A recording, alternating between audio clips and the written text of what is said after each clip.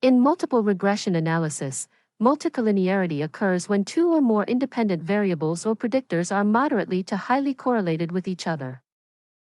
This generally occurs due to several factors, such as the method of data collection or the specific design of the model. For instance, using both the number of rooms and the total square footage as predictors of house price results in high multicollinearity. In this scatterplot matrix, we can observe that both predictor variables are highly correlated. As the square footage of a home increases, the number of rooms typically increases as well. This situation occurs because these two variables provide nearly the same information. This model can still be used to predict house prices using both square footage and the number of rooms, and the predictions will likely be accurate. This means multicollinearity doesn't affect the model's ability to predict the outcome. However, multicollinearity makes it difficult to isolate the individual effect of each predictor.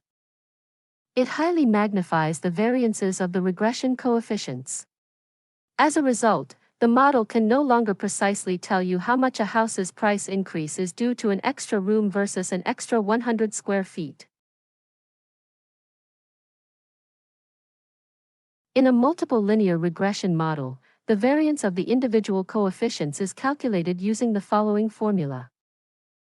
The term 1 divided by 1 minus r squared is also known as the variance inflation factor.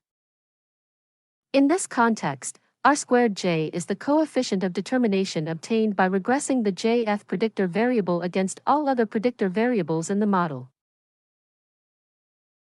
As correlation between rooms and square feet approaches 1, the variance inflation factor increases asymptotically, making the variance of the individual coefficient much larger. A variance inflation factor of 1 means there is no correlation between the jth predictor and the remaining predictors. A variance inflation factor between 1 and 5 is generally considered manageable, while a variance inflation factor above 5 or 10 indicates high multicollinearity that likely requires attention. Now, to address multicollinearity, the most straightforward approach is to remove highly correlated predictors. If two predictors are highly correlated, we drop the one that is less statistically significant or less relevant to the research. Alternatively, we can combine variables using principal component analysis to create uncorrelated components.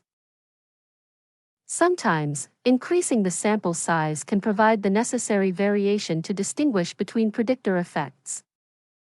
Finally, we can use regularization techniques, such as ridge or lasso regression, which introduce a penalty term to stabilize coefficient estimates despite the presence of multicollinearity. Thanks for watching. Please like, comment, and subscribe for more statistics content.